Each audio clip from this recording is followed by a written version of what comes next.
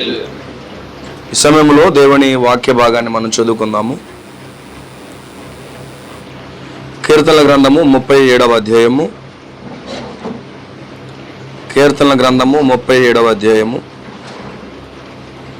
18వ వచనము చదువుకుందాము. 19.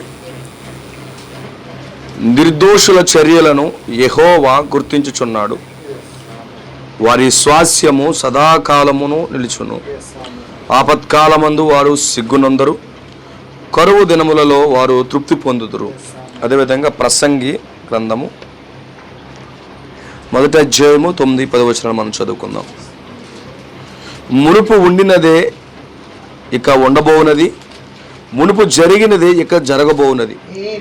సూర్యుని క్రింద నూతనమైనది ఏదియూ లేదు. ఇది నూతనమైనదని ఒక దాని గురించి ఒకడు చెప్పును, అదియును మనకు ముందున్న తరంలో ఉండినదే. చదువుబడినటువంటి దేవుని వాక్యాన్ని ప్రభు దీవించును గాక. చిన్న ప్రార్థన. పరిశుద్ధుడైన యేసయ్య, నీకు వందనాలు. చదువుబడిన లేఖనాలు మీరు దీవించండి, ఆశీర్వదించండి. నువ్వు అనుగ్రహించిన ఈ చక్కని ప్రసన్నతను బట్టి నీకు స్తోత్రాలు. దావీదుగో నీ ఆత్మను కొమ్మరించి నాతో, నా సోదరి సోదరులు అందరితో మాట్లాడమని నీకే సమర్పించుకుంటూ యేసుక్రీస్తు నామంలో ప్రార్థిస్తున్నాము. ఆమేన్. దయచేసి కూర్చోరండి.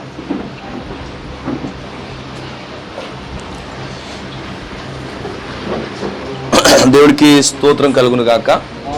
క్రీస్తునందు ప్రియమైన సోదరి సోదరులందరికీ కూడా మన ప్రభువైన యేసుక్రీస్తు నామంలో ఈ రాత్రికాల సమయంలో మరొకసారి నా ప్రత్యేకమైన వందనాలు తెలియజేస్తా ఉన్నాను. ప్రభు మిమ్మల్ని అందరినీ అత్యధికంగా ఆశీర్వదించును గాక. హల్లెలూయా. సో మంచిది. మరొకసారి ఈ రాత్రి ఇక్కడ కూడి ఉండడానికి దేవుడు ఇచ్చినటువంటి చక్కని సమయాన్ని బట్టి నేను దేవుడిని స్తుతిస్తూ ఉన్నాను. సహోదరి విషయంలో దేవుడు చేసినటువంటి అద్భుతమైనటువంటి కార్యమును బట్టి నేను ప్రభువుని స్తుతిస్తున్నాను. దేవుడు స్వస్థపరిచి మరలా ఆ యొక్క మన మధ్యలోకి నడిపించి చక్కగా కూడిక ఏర్పాటు చేసుకోవడానికి వారికి దేవుడిచ్చిన మనసును బట్టి దేవునికి మహిమ కలుగునుగాక. దేవుడు మన జీవితాల్లో ఏదైతే చేస్తున్నాడో ప్రతి విషయంలో కూడా మనం ఆయన కృతజ్ఞతాస్తుతులు చెల్లించాలి. ఎందుకంటే దేవునికి తెలియకుండా ఏది జరగట్లేదు. దేవునికి తెలియకుండా ఏది జరగట్లేదు. అయితే మన జీవితంలో ఏది జరిగినప్పటికీ అది ప్రభు యొక్క మహిమ కొరకని మనం నమ్మాలి. ప్రభు యొక్క మహిమ కొరకే. అది మన జీవితంలో అది మనకు అనుకూలంగా జరిగినా ప్రతికూలంగా జరిగినా జరిగేది మాత్రము మనకు మేలు కొరకే జరుగుతుందని మనం నమ్మాలి. అందుకే రోమీయులు రాసిన పత్రికలో అపోస్తులైన పౌలు మాట్లాడుతూ అంటున్నాడు, దేవుని ప్రేమించిన వారికి అనగా దేవుణ్ణి ప్రేమించిన వారికి అనగా దేవుని సంకల్పం చెప్పిన పిలువబడిన వారికి. ఎవరు దేవుని ప్రేమిస్తున్నారంటే దేవుణ్ణి సంకల్పం చెప్పిన పిలువబడిన వారు. వారికి జరిగే ప్రతి విషయం కూడా సమకూడి మేలు కొరకే జరుగుతాయట. విశ్వాసిగా మనము ఈ యొక్క మాటలను ఖచ్చితంగా గుర్తించాలి. ఇది మన జీవితాల్లో ఉండాలి. ఎందుకంటే పరిశుద్ధాత్మ రాయిస్తున్నటువంటి మాట ఏంటంటే ఆదిమ సంఘ కాలంలో అపోస్తలుడైన పౌలు ద్వారా మాట్లాడుతున్న మాటలవి. అపోస్తలుడైన పౌలు ద్వారా వస్తున్న మాటలు. ఆదిమ సంఘకాలం సింహం వంటి ఆత్మ, సింహం వంటి ఆత్మతో బోధించారు వాళ్ళు. సింహం వంటి ఆత్మతో వాళ్ళు పత్రికలు రాశారు. ఆ సింహం వంటి ఆత్మ ఏం బోధిస్తుందంటే దేవుని ప్రేమించే వారికి సమస్తము సమకూడి మేలు కొరకే జరుగుతాయి అంటాడు. అంటే వధువుగా మన జీవితాల్లో ఏదైనా మేలు కొరకే దేవుడు జరిగిస్తాడు. సో నిజంగా దేవునికి మహిమ కలుగును గాక. ఇక్కడ కీర్తనాకారుడు కూడా చాలా అద్భుతమైన మాట మాట్లాడుతూ ఉన్నాడు. నిర్దోషుల చర్యలని గుర్తిస్తున్నాడట. ఎవరు నిర్దోషులు? ఎవరు నిర్దోషులు అంటే దేవుని చేత నిర్దోషిగా ఎంచబడినవాడు. నిర్దోషి అంటే పాపం లేనివాడు, తన పాపమును పరిహరింపబడినవాడు, అనగా పాపము లేనివాడు. ఈరోజు పాపము లేకుండా ఏ వ్యక్తి ఉన్నాడు? అందరి చేత అందరికీ పాపం ఉంది. ప్రతి ఒక్కరూ పాపంతో నింపబడ్డారు. అందరూ పాపం చేసి దేవుడు అనుగ్రహించే మహిమను పోగొట్టుకున్నారు.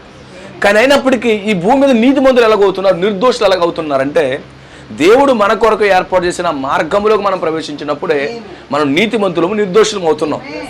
ఎందుకంటే పౌలు గారు చెప్తున్నాడు, ప్రతి ఒక్కరూ పాపం చేశారు, అందరూ అంతటా పాపం చేసి దేవుడు అనుగ్రహించు మహిమను కోల్పోయారు అన్నాడు. నీతిమంతులు ఒక్కడూ లేడు అంటున్నాడు. కానీ అయినప్పటికీ నీతిమంతులు ఉన్నారంటున్నాడు, నిర్దోషులు ఉంటున్నారు అంటున్నాడు. అంటే నిర్దోషులు ఎలాగవుతున్నారు, నీతిమంతులు ఎలాగవుతున్నారు?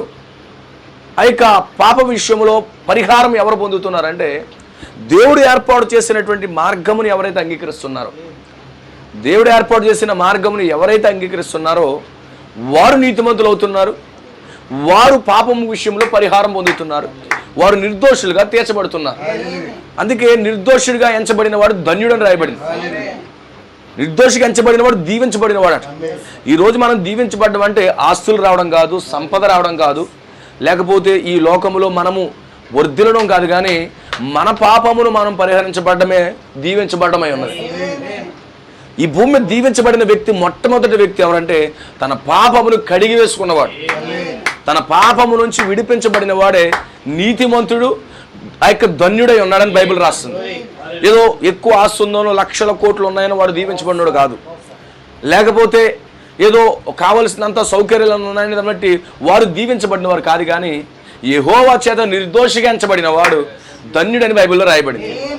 ఈరోజు ఈ దీవెన మనం తెలుసుకోవాలి, ఈ ధన్యత ఏంటో మనం తెలుసుకోవాలి.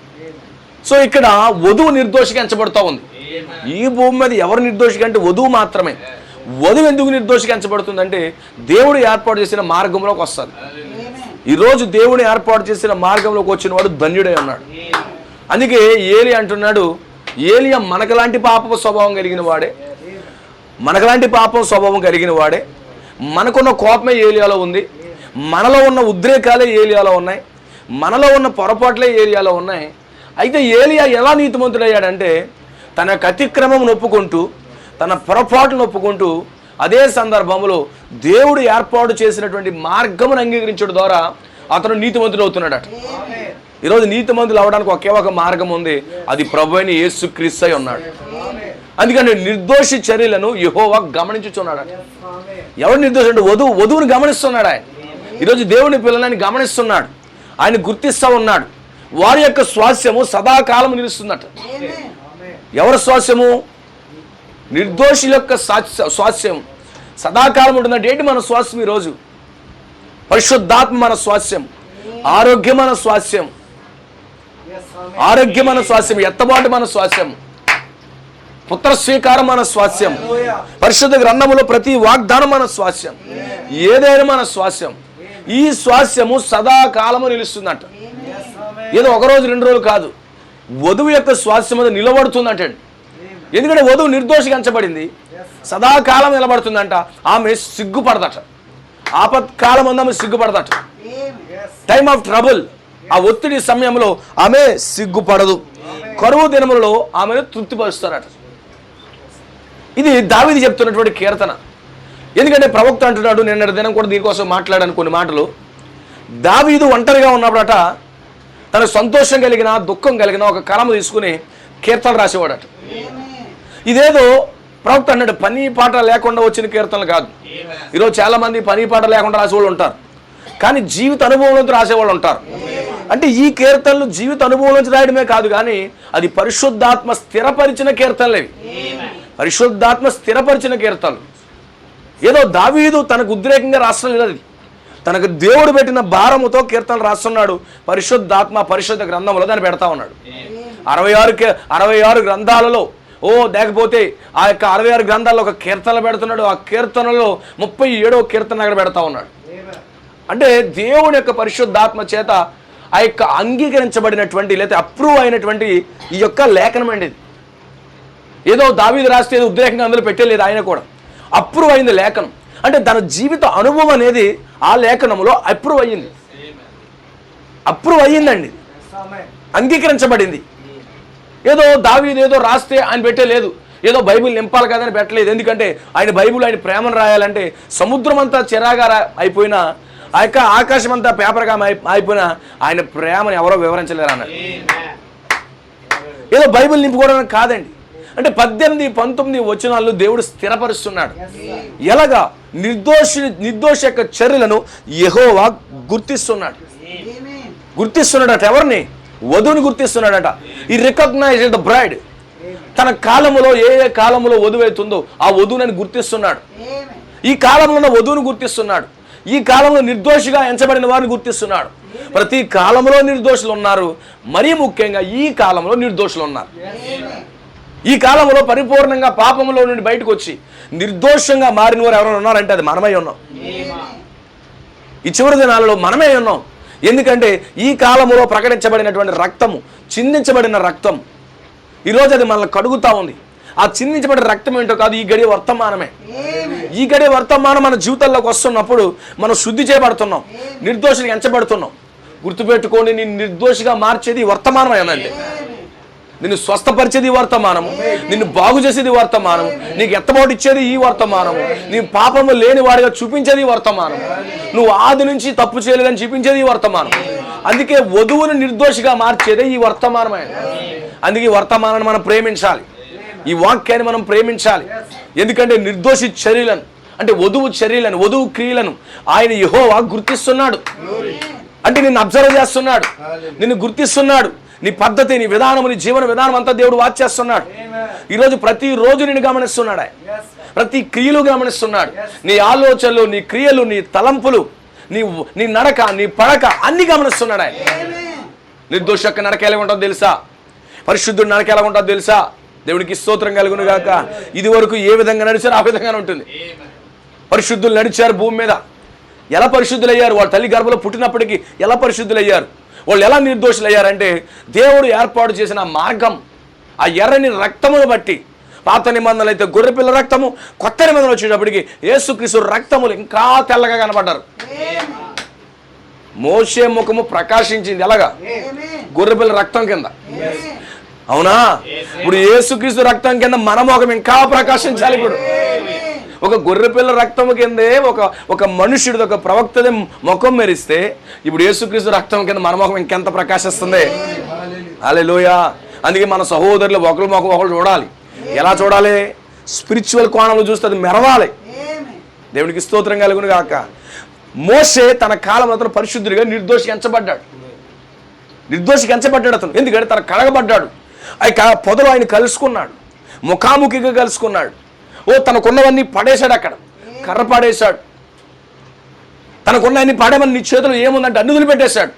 తను సంపూర్ణ విధేయత చూపించాడు. ప్రవక్త అన్నాడు, సంపూర్ణమైన విధేయత విజయము తీసుకొద్దంటే ఒక జీవితం. ఎప్పుడైతే వాక్యమునకు దీనులుగా మనం మారిపోతామో అప్పుడు మనకు విజయం ఇస్తాడు దేవుడు. ఈరోజు మన వాక్యమునకు విధేయులుగా మారాలి.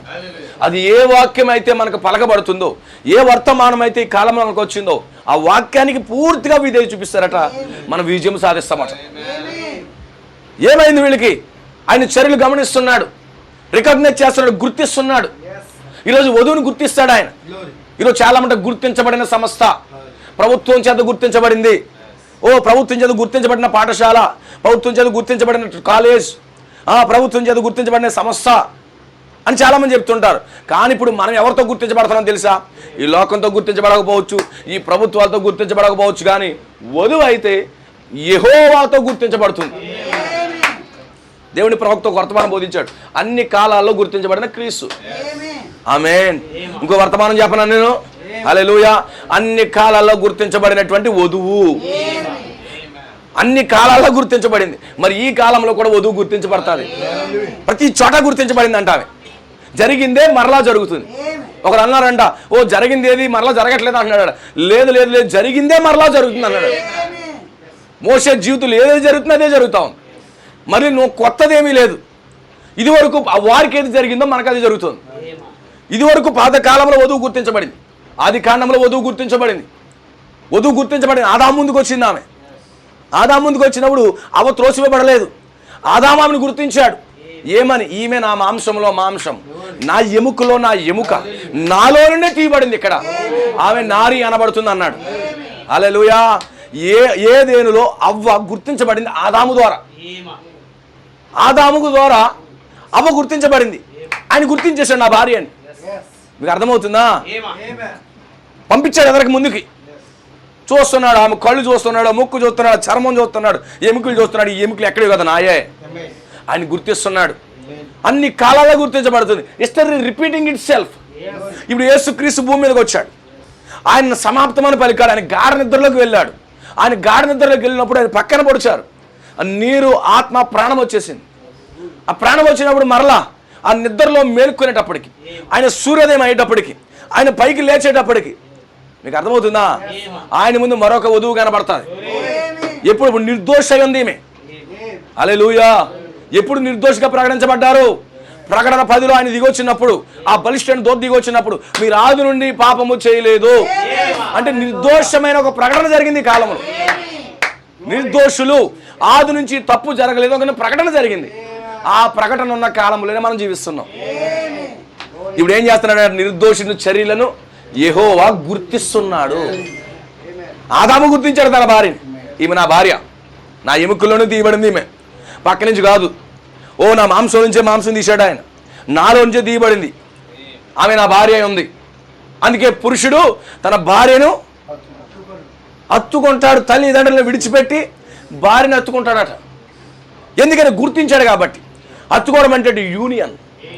ఇప్పుడు ఎవరినైతే ఆయన గుర్తిస్తున్నాడో, ఎవరైతే ఆయన వధువుగా ఉన్నారో, ఎవరు ఆయనలోంచి వచ్చారని ఆయన గుర్తిస్తున్నాడో, వారితో ఆయన ఐక్యమవుతున్నాడు. ఈరోజు అందరితో ఐక్యమవుతాడా? No sir. ఈరోజు క్రీస్తు అందరితో ఐక్యమవ్వడు.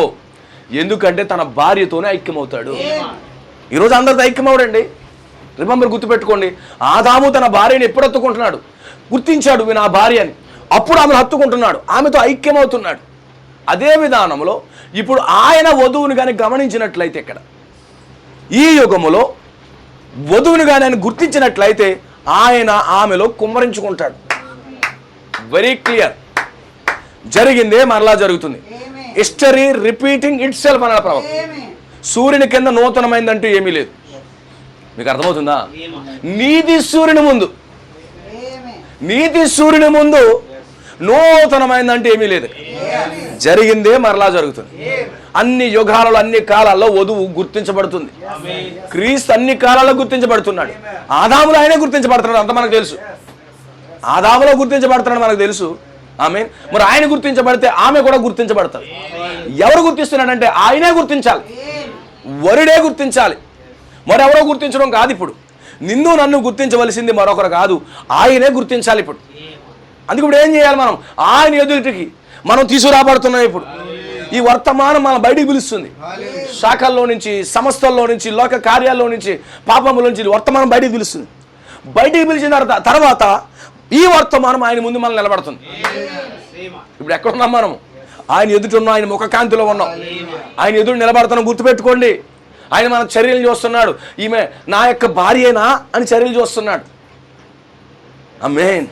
కొంతమంది ఏం చేస్తారు? వేషం వేసుకుని భార్యగా నటించారనుకో, భర్తకు తెల్లా, ఇదేంటి నా భార్య ముఖం అలాగ ఉంది కానీ చర్యలు వేరేగా ఉన్నాయి. ఎందుకంటే ఆమె ఏం చేస్తుంది? వేషం వేసింది.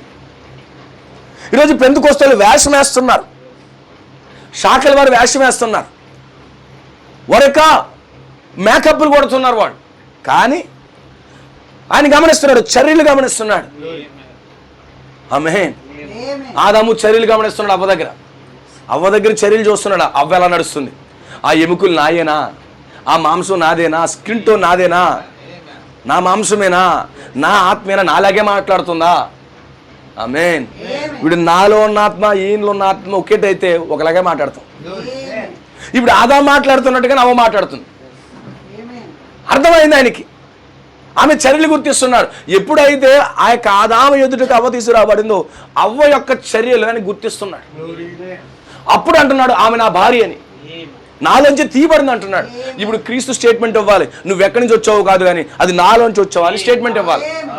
అది అయ్యిందంటే కనుక నీతో ఐక్యమవుతాడు ఆయన. ఇంక అందులో ఎలాంటి సందేహమే లేదు, ఎలాంటి డౌటే లేదు. ఆయన చర్యలను, వధువు చర్యలను గుర్తిస్తున్నాడు. ఇప్పుడు ఆయన ఎదుటి మనం తేపడుతున్నాం. ఈ వర్తమానం మనం బయటికి పోగు చేసేసిందండి. కొంతమంది Pentecost, Lutheran, GDM, Baptist, church of Christ ఆయా సంఘాల నుండి మనందరినీ పోగు చేసేసింది. మనం అనుకుంటున్నాము ఆమేన్, ఇప్పుడు ఎక్కడ తీసుకురాబడుతున్నామో తెలుసు, ఆయన ముందుకు తీసుకురాబడ్డాం. నేను ఆయన ముందుకు వచ్చాను, మీరు ఆయన ముందుకు వచ్చారు, మన అందరం వచ్చాం. ఇప్పుడు ఆయన మనల్ని గుర్తించాలి. ఆమేన్. ఈమె నాలో భాగమా, ఈమె నాలో భాగమా, ఈమె నాలో భాగమా, ఈయన నాలో భాగం, అలాంటి చూస్తాడు ఆయన. ఆమేన్. హల్లెలూయా. గొర్రెపిల్ల జీవ గ్రంథం అనేది ఆయన ఒక్కడిదే కాదు, ఆయనతో పాటు ఉన్న ఆయన భార్యది కూడా. గొర్రెపిల్ల జీవ గ్రంథం భార్య భర్తల ఐక్యతది. ఆమేన్. ఇప్పుడు చూస్తున్నాడు ఈమె ఆత్మ నా ఆత్మ ఒకటేనా? ఎందుకంటే భూమికి పునాదులు వేయబడక మునుపు ఎవరి పేరైతే గొర్రెపిల్ల జీవ గ్రంథంలో ఉందో వారు ఆ గొర్రెపిల్ల జీవ గ్రంథంలో ఉన్న జీవితాన్ని భూమి మీద కనబరుస్తారు.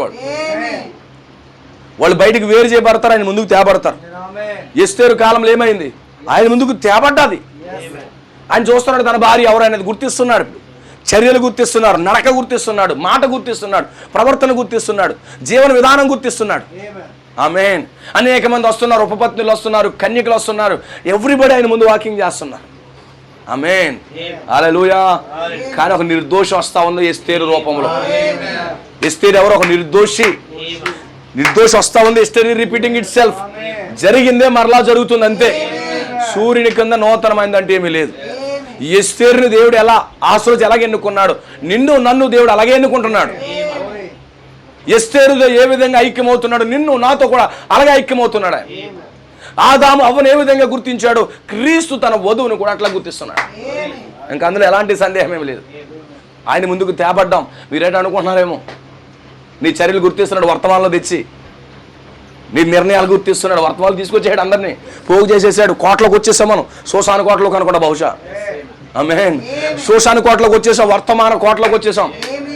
ఇప్పుడు అందరూ చర్యలు గమనిస్తున్నాడు, వధువు చర్యలు గుర్తిస్తున్నాడు. ఆమేన్. హల్లెలూయా. ఎందుకంటే ఆయనలోంచి వచ్చిన ఆమె ఆయన ఎదురు నిలబడాలి. అందుకే ఆయన ఎదురు నిలబడుతున్నాడు ఇప్పుడు పరిశుద్ధాత్మ. నువ్వెవరో, నువ్వేమై ఉన్నావో నిలబడుతున్నాడు. నీవు ఆయనలోంచి వచ్చినట్టుగా కనబడ్డావు అనుకో, నీతో ఆయన ఐక్యమవుతాడు. ఒక్కసారి నీతో ఐక్యమయ్యాడంటే నీ పొజిషన్ మారిపోతుంది అంతే. ఆమేన్. అర్థమవుతుందా? నేను ఎందుకు వచ్చాను వర్తమానంలోకి, ఎందుకు తీసుకొచ్చాను వర్తమానంలోకి అంటే ఆయన ఎదురు నిలబెట్టాడు. ఇప్పుడు ఆయన గాఢ నిద్ర కలిగింది, గాఢ నిద్రలోంచి బయటకు వచ్చేసాం మనము. గాఢ నిద్రలోంచి సంఘం బయటకు వచ్చేసింది. ఇప్పుడు గాఢ నిద్రలోంచి ఆయన మేల్కొన్నాడు. ఆమె గాఢ నిద్రలోంచి ప్రభువైన యేసుక్రీస్తు మేల్కొన్నాడు. ఆయన మేల్కొన్న వెంటనే, ఆ రోజు ఆదాము మేల్కొన్న వెంటనే అవ్వని ఎదరు తీసుకొచ్చేసాడు. ఇప్పుడు క్రీస్తు మేల్కొల్పబడిన వెంటనే, ఆమేన్, హల్లెలూయా, యేసు ప్రభువారు ఈ దినాలలో పరిపూర్ణంగా లేపబడ్డాడు. ఎందుకంటే ఆయన పాపములన్నీ కూడా పరిహారం అక్కడ చెల్లించి ఆయన తిరిగి లేపబడ్డాడు. ఇప్పుడు వధువు ఆయన ముందుకు వస్తా ఉంది. The same meeting, history repeating it self. జరిగిందే మరలా జరుగుతుంది. దేవుని ప్రవక్త అంటున్నాడు, మలాకి 4-5-6 కాలంలో హిస్టరీ మరలా రిపీట్ అవ్వాలట. అంటే ప్రతి కాలంలో 66 పుస్తకాల్లో ఏదైతే చరిత్రలో జరిగాయో అవన్నీ ఈ కాలంలో రిపీట్ అవ్వాలట. మీకు అర్థమవుతుందా? రిపీట్ అవ్వాలండి అంతే. దేవునికి మహిమ కలుగును గాక. ఎంతమంది రిపీట్ చూడగలుగుతున్నారు? ఆమేన్. ఆయన ఎదుట తీసుకురాబడుతున్నాం మనం. అందుకే అన్నాడు, నిర్దోషి చర్యలను గుర్తిస్తున్నాడు. నిర్దోషి ఎవరు కదా ఈ భూమి మీద? ఆయన వధువు మాత్రం. ఆమేన్. నిర్దోషి అంటే అన్నడో పాపం లేనివాడు అంతే. క్షమించబడిన వాడు వేరు, కానీ అన్నడూ పాపం లేనివాడు వేరు. ఆది నుంచి పాపం లేనిది వధువే. ఎందుకంటే గొర్రెపిల్ల జీవ గ్రంథాలు ఆ పేరు రాయబడుతున్నప్పుడే రక్తంలోంచి వెళ్తుంది కాబట్టి ఇంకా ఆమె జీవితం పాపం లేనిది అయింది. అందుకే ఏమన్నాడు, ఇప్పుడు ఆయన ముందు తీసుకొచ్చేసాడు, గుర్తించేస్తున్నాడు, ఇవి నా భార్య, నాలో నుండి తీయబడింది కాబట్టి నా భార్య. ఆమేన్. దేవుడికి స్తోత్రం కలుగును. The next union. ఆ తర్వాత ఏం జరుగుతుంది? ఐక్యత జరుగుతూ ఉంది. ఈరోజు సేమ్ థింగ్ మన మధ్యలో జరగాలి. ఆమేన్. ఈరోజు తన వధువును గుర్తించే పనిలో ఉన్నాడు. ఆయన తన వధువును గుర్తించే పనిలో ఉన్నాడు. ఈరోజు ఎవరో ఆయన వధువు సమకూర్చాడు ఎక్కడ, ఆయన భార్యని ఎవరో సమకూర్చాడు ఎక్కడ, వారి ముందు నిలబడతాడు, చర్యలు గమనిస్తున్నాడు, గుర్తిస్తున్నాడు. ఇవి నా చర్యలే, ఇవి నా క్రియలే. ఎందుకంటే బైబిల్ ఉంది, ఆయన చేయు క్రియలను మరలా చేస్తారని ఉంది, ఆయన కంటే ఎక్కువగా చేస్తారని ఉంది, ఆయన కంటే గొప్పగా ఉంటారని ఉంది. అంటే ఇప్పుడు ఏమవ్వాలి? హల్లెలూయా. కనబడాలి ఆయన క్రియలు. అక్కడ క్రీస్తు క్రియలు వధువులో కనబడతాయండి. మనం చేయగలమా అనుకోవద్దు. ఆమేన్. నువ్వు వధువు అయితే చేయగలవు అని చెప్పాలి. ఇది మన చేతిలో ఉన్నది ఏమి కాదు. చూస్తున్నాడు చర్యలు అనగా క్రియలు, ప్రవర్తన, నడక, పడక అంతా చూస్తున్నాడు. దేని కొరకు ఆమె ప్రాకులాడుతుంది? ఎందుకంటే యేసు ప్రభువు ఎల్లప్పుడూ కూడా లేఖనములు నెరవేర్పుకి వెళ్ళాడు. వధువు లోపల కూడా ఆశ ఉంటుంది, లేఖనములు నెరవేర్పు కొరకే పరిగెడతాడు. ఏదో చర్చ్ కమింగ్ అండ్ గోయింగ్ అనదు, ఏదో చర్చ్ కామర్లా ఉండదు ఆమె. లేఖనముల నెరవేర్పు. ఆ రోజు బైబిల్ తీసుకున్నాడు ఆయన. గోగు అక్కడ చిన్న గోగులోకి వెళ్ళి ఏం చేశాడు? బైబిల్ తీసుకున్నాడు, తన లేఖనాన్ని గుర్తించేసుకున్నాడు. ఈరోజు సంఘానికి వచ్చి వధువు ఏం చేస్తా తెలుసా? తన లేఖనములో తాను గుర్తింప చేసుకుంటుంది. ఆమేన్. ఈరోజు మనం ఏం చేయాలి? సంఘానికి వచ్చి ఏం చేయాలి తెలుసా? మన లేఖనాలు మనం గుర్తించుకోవాలి. ఎందుకంటే ఆయన అదే పని చేశాడు లాస్ట్ టైం. ఆయన మొదటి రాకలు వచ్చినప్పుడు ఆయన మొదటి రాకలు ఏం చేశాడు? ఆయన చనిపోతూ కూడా లేఖనాన్ని నెరవేర్చాడు. ఆ యొక్క పిలాతు కోర్టులో ఏం చేస్తున్నారు? ఆయన సిలువేసే ముందు అక్కడ కూడా లేఖనం నెరవేరుతుంది. ఆ రోజు ఏం చేశాడు? పిలాతు అంటున్నాడు, ఈ రోజు ఒక దొంగను విడిచిపెట్టేటటువంటి ఒక ఖైదీని విడిచిపెట్టే ఆచారం ఒకటి ఉంది. అయితే క్రీస్తుని విడిచిపెడదామా? నజరేయుడైన యేసుని అంటే వాళ్ళు వద్దు, మాకు బందిపోటు దొంగ బరబ్బా కావాల. ఆమేన్. అర్థమవుతుందా? యేసుక్రీస్తు అంటే దేవుని కుమారుడు, బరబ్బా అనగా కూడా దేవుని కుమారుడే. వీళ్ళు ఎలా కనబడుతున్నారు తెలుసా? లేవ్యాకాండం 16 అధ్యాయంలో రాయబడిన 2 మేకల వలె కనబడుతున్నారు. ఒక మేక శిక్షకి వెళ్తుంది, ఒక మేక పారిపోతుంది. బరబ్బా అంటే పేరుకి అర్థమయ్యేటకు ఉన్నారు, దేవుని కుమారుడు అని అర్థం. వాడు దొంగ ఉండొచ్చు కానీ వాడి పేరు దేవుని కుమారుడు అని అర్థం. ఏమవుతుందంట? ఈ 2 మేకల్లో ఒక మేక చావుకి వెళ్తుంది, ఒక మేక ఏమవుతుంది తెలుసా? అడవిలోకి వెళ్ళిపోతుంది, చీటిలోకి. అంటే అక్కడ జరిగే సందర్భం కూడా లేఖనమేనండి. అంటే మన జీవితాల్లో కూడా మనం ఎక్కడ అడుగు పెడుతున్నది లేఖనంగా ఉంటుంది. ఆమేన్. దేవునికి మహిమ కలుగును గాక. నువ్వు ఎక్కడికి వెళ్తున్నా, ఏ చోటన ఉన్నది లేఖనంగానే ఉంటుంది. వధువు లేఖనమే. వధువు ఎక్కడికి వెళ్ళినా లేఖనమే. ఆయన సిలువలో చిరాకు దాహం అన్నాడు, దాహం అంటే చిర ఇచ్చాడు, అది లేఖనమే. ఆయన దాహం అనడం లేఖనమే. అర్థమవుతుందా? ఒకడు తృణీకరించడం లేఖనమే, ఒకడు అంగీకరించడం లేఖనమే. ఈరోజు మనం త్రోసివేయడం లేఖనమే, మనల్ని అంగీకరించడం కూడా లేఖనమే. వధువుని ప్రజలు త్రోసేయడం లేఖనమే, వధువు పక్షంగా నిలబడడం కూడా లేఖనమే. ఆమేన్. అందుకే ఆయన పుట్టుక యొద్ద నుండి ఆయన సిలువ వరకు, లేచే వరకు అన్ని లేఖనాలే. ఆమేన్. ఆయన లేఖనాల వైపు పరిగెత్తాడు. ఈరోజు వధువు కూడా లేఖనాల వైపు పరిగెడతాడు. ఈ దినం ఆమె నెరవేర్చబడిన లేఖనాలు ఏమున్నాయి? ఈరోజు మన దినపు లేఖనాలు నెరవేర్పు ఏముంది చెప్పండి నాకు. ఈరోజు మనం నెరవేర్చే లేఖనాలు ఏమున్నాయి? ఆమేన్. మన పాత్ర ఏముంది? మన పోర్షన్ ఏంటి? ఈరోజు మనం నెరవేర్చేసిన లేఖనాలు. నువ్వు అక్కడ పరిగెడితే అనిపిస్తుంది, ఇది నాలోంచి దిగబడింది అనిపిస్తుంది దానికి. ఇప్పుడు నాలో నుంచి ఆమె వచ్చింది అని చెప్పడానికి కారణం ఏంటి చెప్పండి? ఏంటి రుజువు ఏంటి? ఆయన లేఖనములు నెరవేర్పుకి ఎలా పరిగెట్టాడో వధువు కూడా అలాగే పరిగెడుతుంది. మీకు అర్థమవుతుందా? ఆమేన్. ఇప్పుడు మనం ఏం చేయాలంట? నిర్దోష యొక్క చర్యలను గుర్తిస్తున్నాడు. ఈరోజు వధువు నిర్దోషాన్ని నమ్ముతున్నాడు.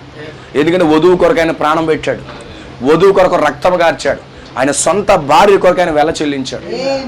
ఇంకా అందులో ఎలాంటి సందేహమే లేదు. హల్లెలూయా. వధువుగా నువ్వు ఉన్నట్లయితే నువ్వు నిర్దోషమై ఉన్నావు. ఆమేన్. అయితే నీ చర్యలు చూస్తున్నాడు, నువ్వు వధువా కాదని. వధువు చర్యలని గుర్తిస్తున్నాడు. వధువు చేసే ప్రతి కార్యాన్ని గుర్తిస్తాడు. ప్రతి కాలంలో గుర్తించబడిన క్రీస్తు, గుర్తించబడిన సన్నిధి ఉందా వర్తమానం? ప్రతి కాలంలో గుర్తించబడిన క్రీస్తు అలాగన్నాడు. గుర్తించబడిన ఆయన సన్నిధి అని కూడా రాయబడింది. ఆమేన్. ఈరోజు వధువు కూడా ఈ లోకానికి గుర్తించబడదు, అలాగే వధువు కూడా అన్ని కాలాల్లో ఈ కాలంలో కూడా గుర్తించబడుతుంది. ఆయన గుర్తించబడ్డాడంటే ఆమె గుర్తించబడతారు, ఆయన త్రోసేశారంటే త్రోసేస్తారు. ఎందుకంటే సూర్యుని కింద నూతనమైందంటే ఏమీ లేదు. హల్లెలూయా. ఆయన సముఖంలోకి వెళ్ళాడు, మోసే సముఖంలోకి వెళ్ళాడు, కర్ర పడేమన్నాడు. నేను ఎందుకు పడాలి? నా కర్ర మా మాంగారు ఇచ్చాడంటే కుదరదు, నా కట్నం కింద ఇచ్చాడు మా మాంగారు అంటే కుదరదు. కేసేలాగంతే. ఆమేన్. ఏమైంది? కర్ర ఎత్త పాము. అయ్యో మా మాంగారు పాము ఇచ్చాడా? లేదు లేదు లేదు, నీ చేతిలో ఉన్నవి నీకు హాని చేసేటట్టుగా ఉంటాయి కూడా. మనం కొన్నిసార్లు మనం పట్టుకునే మనకు హాని చేస్తాయి, అవునా? ఈరోజు మనకు అన్నిటికంటే బాగా హాని చేసేది ఏంటి? ఇదేంటిది? కట్ల పాము, తాచుపాము. ఇది మనల్ని ఎలా పట్టుకుంటుందంటే అలా పట్టుకుంటుంది. అది పడేయమంటున్నాడు ఆయన, అవునా? మీకు అర్థమవుతుందా? హల్లెలూయా. నీ చేతిలో ఏముంది అనగానే కర్ర ఉంది అన్నాడు, పడేమన్నాడు. అది చూడగానే పాము అయిపోయింది. అయ్యి బాబు నా చేతులు ఇంతకాలం ఉన్నది పామా? నీ చెయ్యి చాపన్నాడు, వెంటనే కుష్టి ఉంది. అయ్యి బాబు నా చేతి కుష్ట. హల్లెలూయా. మళ్ళీ వెనక్కి పెట్టుకున్నాడు. అదే సందర్భంలో అక్కడే స్వస్థత కూడా ఉంది. ఆమేన్. అదే చెయ్యిని వెనక్కి పెట్టుకున్నాడు, స్వస్థత ఉంది. అదే చెయ్యి చాపినప్పుడు కుష్టి ఉంది. ఆ కర్రను పడేసినప్పుడు పాము అయింది, ఆ కర్రను తీసుకున్నప్పుడు దేవుని శక్తి కలిగిన కర్ర అయ్యింది. అంటే దాన్ని అక్కడ ఏమవుతుందంటే సంపూర్ణముగా మోషే దేవుని మాటలకు లోబడిపోతున్నాడు, గుర్తించబడుతున్నాడు. అతను మోషే గుర్తించబడుతున్నాడు ముఖాముఖిగా ఆ యొక్క పొదలు. అప్పుడేమన్నా తెలుసా, నువ్వు వెళ్ళినా పని చేయన్నాడు.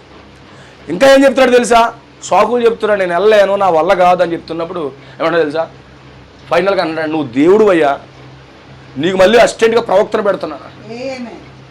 అప్పుడు నువ్వు దేవుడువు అని చెప్పగానే వెళ్ళాడంటే మోషే. ఎప్పుడు వెళ్ళాడు మోషే, నువ్వు ప్రవక్తవి, నువ్వు వెళ్ళు, నీకు నాలుగు ఇచ్చాను, నీకు గజగజలు ఆడేస్తారు, ఐగుప్తులు షేక్ అయిపోతారంటే వెళ్ళదట. ఎందుకంటే దేవుడు అంటే సుప్రీం అథారిటీ ఉంటుంది. అర్థమవుతుందా? దేవుడు అనగా పుత్రస్వీకారమై ఉన్నది. ఆ రోజు ఆదాముకి ఎలాంటి అధికారం వచ్చిందో మోషేకి అలాంటి అధికారం వచ్చింది. అధికారం వచ్చినప్పుడు మోషేకి మళ్ళీ ప్రవక్తను పెట్టాడు అహరోన్ని. అంటే దేవుడు స్థానాన్నే మోషేకి ఇచ్చేసాడు. అవునా? హల్లెలూయా. మోషేకి దేవుడు స్థానం ఇచ్చాడు, మోషే స్థానం అహరోనికి ఇచ్చాడు. అప్పుడు కదలడంట మోషే. కర్ర పామైతే నేను బాగా తిప్పేస్తాను అందరి దగ్గరికి వెళ్ళి అనుకోలేదట. లేకపోతే ఏట్లో నీళ్లు రక్తంగా మారిపోతే అనుకోలేదట. లేకపోతే కుష్టు బాగైపోతే భలే బాగైపోతుంది అనుకోలేదట. కానీ నువ్వు దేవుడువు, నీవు దేవుడుగా ఉంటావు, అహరోను ప్రవక్తగా ఉంటాడు అనగానే ఓకే, ఈ మాట కోసం ఎదురు చూస్తున్నాను. ఎందుకంటే దేవుడు అంటే సృష్టిని ఏలే హక్కు ఉంటుంది, అధికారం ఉంది. ఆ రోజు ఆదాముకి ఏమి ఇచ్చాడు ఆయన, నువ్వు దేవుడు అని చెప్పి ఇచ్చాడట. అంటే దేవుడి సమస్తమును కంట్రోల్ చేయగలడు. దేవుడు ఏం చేస్తాడు, ఎవ్రీథింగ్. ఈ సృష్టికి, ఈ భూమికి చిన్న దేవుడు ఎవరంటే ఆదాము. ఆదాము ప్రతి దాన్ని కంట్రోల్ చేసేవాడు, నీటిని కంట్రోల్ చేశాడు. అందుకే మోషే నీటిని కంట్రోల్ చేశాడు. మోషే నీరును రక్తంగా మార్చాడు. అందుకే మోషే ఈగలు కలుగును కదంటే ఈగలు వచ్చాయి. ఆ 186 దేశాల్లో ఎక్కడైతే ఈగలు ఉన్నాయో ప్రతిదీ కూడా ఆ మాట విని ఆ మోషేకు లోబడి వెంటనే ఐగుప్తు వచ్చేసాయి. ఏదైనా తోటలో ఆదాము ఈగలతో మాట్లాడి ఈగలు రావాల్సింది. కప్పలు కావాలనగానే ఏమవుతున్నాయి, 7 సముద్రములో నుండి, 5 సముద్రములో నుండి, నదుల్లో నుండి, సిన్చినాడ బ్రిడ్జిలో నుండి. అవునా? ఇవన్నీ కలిపి ఐగుప్తు ప్రయాణం చేసేయట ఒక్క మోషే మాటను బట్టి. పేలెళ్ళాయట, ప్రతి సిస్టర్లో తల్ల పేలని ఎగిరిపోయాయట. ఎక్కడికే ఐగుప్తు వెళ్ళాయట. ఎందుకంటే వాళ్ళకి స్పెషల్ డ్యూటీ చేస్తున్నాడు. 10 అద్భుతాలు ఎలా చేస్తున్నాడు, దేవుడిగా మారి చేస్తున్నాడు అతను. History repeating it self. చర్యలు గుర్తించబడుతున్నాయి. హల్లెలూయా. దేవుడికి అయిన తర్వాత ప్రతిదీ చేయవలసిందే. కర్ర వేయగానే పాము అయిందంట, వాడు అనుకున్నాడంట. హల్లెలూయా, ఆమేన్. ఏదైనా తోటలో పాములు వస్తే ఆదాము తప్పిపోయాడు. కానీ ఏదైనా తోటలో కాకుండా ఇప్పుడు ఐగుప్తులో కర్ర వేయగానే ఏమవుతుంది, ఆ కర్రలే మింగేసేయట. ఆ కర్రలుగా ఆ పాములను ఈ కర్ర మింగేసిందంట. అంటే మోషే సర్పమును జయిస్తా ఉన్నాడు. మీకు అర్థమవుతుందా? హల్లెలూయా. నిర్దోషి యొక్క చర్యలు ఏ విధంగా ఉన్నా చూడండి. ఆయన ఎదుట నిర్దోషిగా ఎంచబడిన తర్వాత, దేవునికి స్తోత్రం కలుగును గాక, ఆయన ఎదుట నిర్దోషిగా ఎంచబడిన తర్వాత దేవుడు పాత్ర పోషిస్తున్నాడట. గమనించండి, ఆదాము ఏదైతే చేశాడో మోషే అదే చేస్తున్నాడు. ఆమేన్. ఈగలు అనగా ఈగలు వస్తున్నాయి, కప్పలు అనగా కప్పలు వస్తున్నాయి, పేలు అనగా పేలు వస్తున్నాయి. ఏది రావాలంటే అది వచ్చేస్తుంది. ఎందుకని? సృష్టికర్త మాట వినవలసింది. ఎందుకంటే సృష్టికర్త ఎక్కడున్నాడు, అక్కడే ఉన్నాడు, మోషేలో ఉన్నాడు. ఎందుకంటే ఆదాము చెప్తే ఏదైనా చోట్ల ప్రతిదీ లోపడవలసింది. ఆ యొక్క వడగండ్లు పడాలంటే పడవలసిందే. నువ్వు రా అంటే పలుకుబడిన మాట ఆపరేట్ అవుతుంది. ఎందుకంటే దేవుడు ఏది చెప్తే వినవలసిందే. సృష్టికి తెలుసు, మనిషి కుమారుడు అనగా దేవుని కుమారులే ఆ సృష్టికి అధికారులని తెలుసు. తెలీదా? తెలుసు. ఎందుకంటే ముఖాముఖిగా మోషే కలుసుకున్నాడు. ఆయన చర్యలు గుర్తించబడుతున్నాయి. ఎప్పుడైతే ఒక వ్యక్తి దేవునికి ముఖాముఖిగా అవుతున్నాడో అతను నిర్దోషిగా ఎంచబడతాడు. నిర్దోషిగా ఎంచబడిన వాడు చర్యలు గుర్తించబడుతున్నాయి, రికాగ్నైజ్డ్, గుర్తించబడుతున్నాయి. దేవునికి స్తోత్రం కలుగును గాక. మరి ఏమన్నది, వారి స్వాస్యము సదాకాలం ఉంటుంది. సదాకాలం, ever and ever, for ever. ఏదో సకంలో వరకు వచ్చి వెళ్ళిపోయేది కాదు. వధువు సగం వరకు భక్తి సగంలో ఆగిపోదు. కొంత ప్రయాణం చేసి కొంతలో ఆగిపోదు. కష్టం వస్తే, నష్టం వస్తే, ఇబ్బందులు వస్తే, ఇరుకులు వస్తే వధువు ఎంత మాత్రం కూడా ఆగిపోదు. ఆమె ప్రయాణం కడ వరకును ఉంటుంది. సదాకాలం ఉంటుంది స్వాస్యం. ఆ స్వాస్యాన్ని ఎవడో తీయలేడట. ఆమేన్. నీ విజయాన్ని నీ యొద్ద నుంచి ఎవడో తీయలేడు. నీ ఆరోగ్యాన్ని ఎవడో తీయలేడు. నీ సంతోషాన్ని ఎవడో తీయలేడు. ఆమేన్. వాడు అనుకున్నాడు తీయగలడేమనుకున్నాడు. తాత్కాలిక దేవుడితో ఒక 5 రోజులు తీస్తున్నాడేమో, 6వ రోజు మళ్ళీ సంతోషం వచ్చేస్తుంది. వాడు నిజంగా బలవంతుడైతే నీ జీవితంలో సంతోషం లేకుండా చేయాలి. కానీ మరలా నీ దగ్గర సంతోషం ఎందుకు వస్తుందంటే వాడు బలహీనుడని అర్థం. నువ్వు చెప్పు నవ్వుతున్నావంటే వాడు ఓడిపోయినట్టేగా. నువ్వు నిరంతరం దుఃఖంతో వాడు గెలిచినట్టు. కానీ నిరంతరం దుఃఖంగా ఉండవు. ఏదో రూపంలో దేవుడిని నవ్వుపిస్తాను ఉంటాడు. అంటే దాని అర్థం ఏంటంటే వాడిని ఓడించడం అర్థం. అంటే వాడు సదాకాలం వాడిది ఉండదు, కానీ సదాకాలం సంతోషం మనకు ఉంటుంది.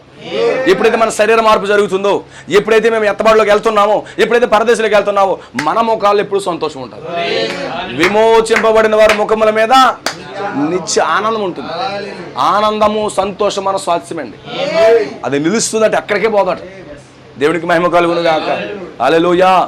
అందుకే హిస్టరీ రిపీటింగ్ ఇట్ సెల్ఫ్. జరిగిందే మరలా జరుగుతుంది. స్వాస్థ్యం ఎవరికే పోలే. అవునా కదా? లాగేసుకోవాలని ప్రయత్నం చేసినా అవ్వలేదు. నాబోతు స్వాస్థ్యం లాక్కోవాలనుకున్నాడు ఎవరు? ఆహాబు. ఆహాబు కాలం మరలా రిపీట్ అయిందన్నాడు ప్రవక్త. ఆహాబు కాలం మరలా రిపీట్ అయిందండి. ఆహాబు కాలంలో రిపీట్ అయితే ఆహాబు ఉన్నాడు, నాబోతు ఉండాలి, ఏలియా ఉండాలి. మన కాలంలో ఏలియా వచ్చేసాడు, ఆహాబు కూడా వచ్చేసాడు. Where is Naboth? నాబోతు ఎక్కడున్నాడు? ద్రాక్ష తోట కోసం బలంగా నిలబడి నాబోతు ఎక్కడున్నాడు? ఆమేన్. హల్లెలూయా. ఏమన్నాడు? నాకు ద్రాక్ష తోట ఇచ్చే అన్నాడు. ద్రాక్ష తోట అనగా ఉత్తేజం అండి. ఆ వైనాడు దేనికి సాదృశ్యం తెలుసా? ఉత్తేజం. అప్పటికి చెప్పాడు 3వ ముద్రలో, నూనెను ద్రాక్ష రసాన్ని తాకొద్దు అన్నాడు. ఇప్పుడు ఉత్తేజాన్ని తాకూడదు వాడు. మన ఉత్తేజాన్ని వాడు తాకలేడు, తాకొద్దని చెప్పాడు. హల్లెలూయా. నూనెను ద్రాక్ష రసాన్ని తాకొద్దు. ఇప్పుడు ఏం చేస్తున్నాడు? నీ ద్రాక్ష రసం తోట నాకు కావాలన్నాడు. ఎందుకంటే వధువు ఉత్తేజంతో ఉంది. ఈరోజు వధువు ఉత్తేజంతో ఉంటే శత్రువు తట్టుకోలేడు. అందుకే ఎవరైనా భక్తిలో ఎదుగుతుంటే మరొక వ్యక్తి తట్టుకోలేడు. అందుకే చాలా జాగ్రత్తగా మనం ప్రయాణం చేయాలి అన్నాడు. నీ ఉత్తేజం నాకు కావాలన్నాడు. నాది నేను అమ్ముడి దగ్గరికి పోవన్నాడు. ఎవరో నేనెవరు? నా ఉత్తేజం ఎందుకు ఇస్తాను? నా సంతోషం ఎందుకు ఇస్తాను? దేవుడు నాకు ఇచ్చాడు. ఆరోగ్యాన్ని దేవుడు నాకు ఇచ్చాడు. అందుకే ప్రవక్త అంటాడు, గతించిన రాత్రి కూడికల్లో గొంతుగా పోయింది, ఎక్కడి నుంచి వచ్చిందో వాడికి ఇచ్చేసాను అంటాడు ప్రవక్త. మరలా నాకు ఇచ్చేసాడు వాడు, మరలే నుంచుకోలే తిరిగి వాడికి ఇచ్చేసాను అన్నాడు.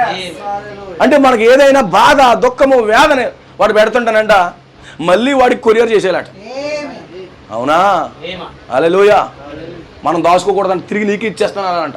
ఎందుకంటే రోగము, తెగులు అన్నీ ఆడి ఎక్కడి నుంచి వచ్చిన దానికి వెళ్ళాలి. సిరా చుక్క కనబడి ఏమవుతుంది?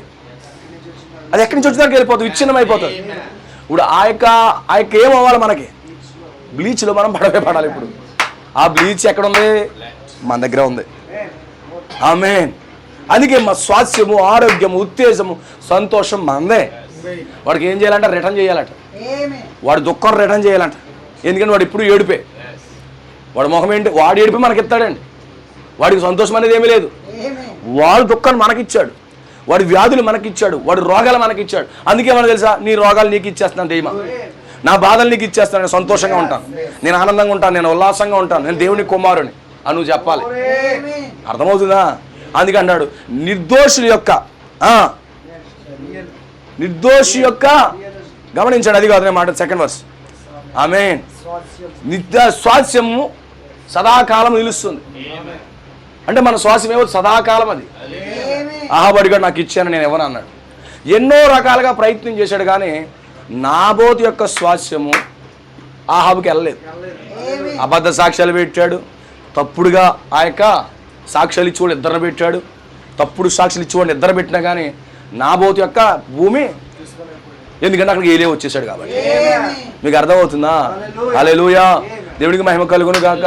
అక్రమంగా ఆక్రమిస్తే తిరిగి మళ్ళీ మనకు రావాల్సింది. అది కొన్ని సందర్భాల్లో మనల్ని అక్రమంగా ఆక్రమించుకుంటాడు. ఎందుకంటే వాడు పక్కన ఉంది మన భూమి, వాడి తోట మన తోట చాలా పక్కగా ఉంది. ఆమేన్. అందుకంటాడు ప్రవక్త, ఈ శరీరం వాడికి మనకి దగ్గర బంధువుగా ఉందంట.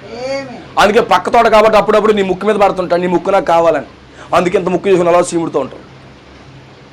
నీ కాలు నాకు కావాలని కాలు మీద దెబ్బేస్తుంటాడు, నీ గొంతు నాకు కావాలని చెప్పి దగ్గు రప్పిస్తుంటాడు, జ్వరం రప్పిస్తుంటాడు, వ్యాధులు రప్పిస్తుంటాడు, బాధలు రప్పిస్తుంటాడు. ఎందుకోసం తెలుసా? హల్లెలూయా. వాడికి దగ్గర ఉంది కానీ పొలం, దానికోసం ఎన్ని చేయాలని చేస్తాడు. అందుకే నాబోతు మాత్రము స్వాధీనపరచుకోలేదు. నాబోతు మాత్రము రాజీ పడలేదు. అందుకే మన ఉత్తేజ విషయంలో రాజీ పడకూడదు. అది సదాకాలం ఉంటుందంట స్వాస్యం. మన ఎత్తబాటుని ఎవడో స్వాధీనపరచుకోలేడు. అర్థమవుతుందా? ఏలియా ఎత్తబాటుని ఎవడో ఆపలేకపోయాడు. విమర్శలు ఆపలేకపోయాయి. గిల్గాలులో, బేతేలులో, జెరికోలో అనేక మంది ఆపాలని చూశారు, కానీ ఏలియా ఎవరు ఆపలేకపోయారు. ఏలియా వెళ్ళాడు, యోర్దాన్ ఆపలేకపోయింది. యోర్దాన్ కొట్టాడు, యోర్దాన్ అవతలకి వెళ్ళాడు. తర్వాత రథాలు వచ్చి వెళ్ళిపోయాడు. ఒకసారి ర్యాప్చర్ కోసం దేవుడిని ఎన్నుకుంటే నిన్ను ఎవడో ఆపలేడిపోయింది. ఆమేన్. ఎవడో పట్టుకోలేడండి. ఎందుకంటే నువ్వు పట్టుకోలేని వాడుగా ఉన్నావు. నడిచి నడిచి నడిచి అతను కనబడలేదు. అతను మనం అలా కనబడకుండా వెళ్ళిపోతాం. హల్లెలూయా. ఇది ఆ కాలమై ఉన్నది. సదాకాలం మన స్వాస్యం ఉంటుంది. విమోచన మన సదాకాలం ఉంటుంది.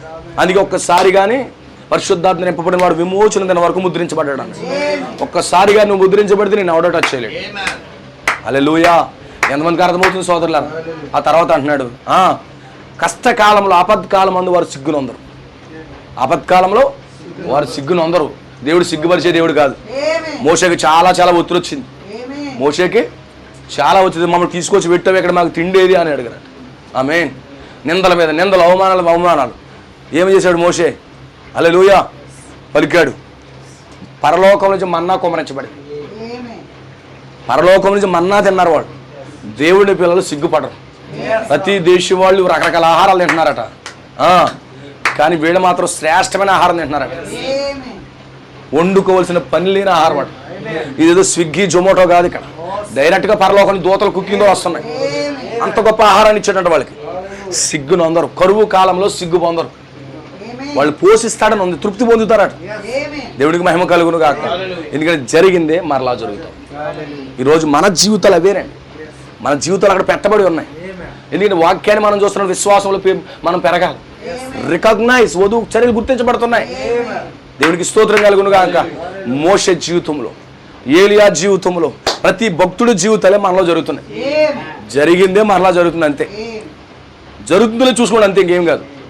మనుషులు వెళ్ళిపోయారు, స్టోరీ మాత్రం అదే. ఆమేన్. స్టోరీ మాత్రం అదే. జరిగిందే మరలా జరుగుతుంది. ఆవు స్టోరీ ఒకటి ఉందో చెప్తాను, జాగ్రత్త వినండి. ఓ టీచర్ గారు నేర్పించారంటే ఏంటి? ఆవు కదా. చెక్కింగ్ ఇన్స్పెక్టర్ వస్తున్నాడు, మిమ్మల్ని ప్రశ్నలు వేస్తారని చెప్పి ఒక టీచర్ అట ఒక స్టోరీ నేర్పించిందంట. ఆవు కథ నేర్పించిందంట. ఆవు గడ్డి మేస్తుంది, ఆవు పాలు ఇస్తుంది, ఐచా తీచేద్దని నేర్పించిందంట. అయితే ఇన్స్పెక్టర్ వచ్చాడట, ప్రశ్న వేసాడట. ఏమని ఒకళ్ళని అడిగాడంట. ఒకరిని అడుగుతాడు అనుకున్నాడంట.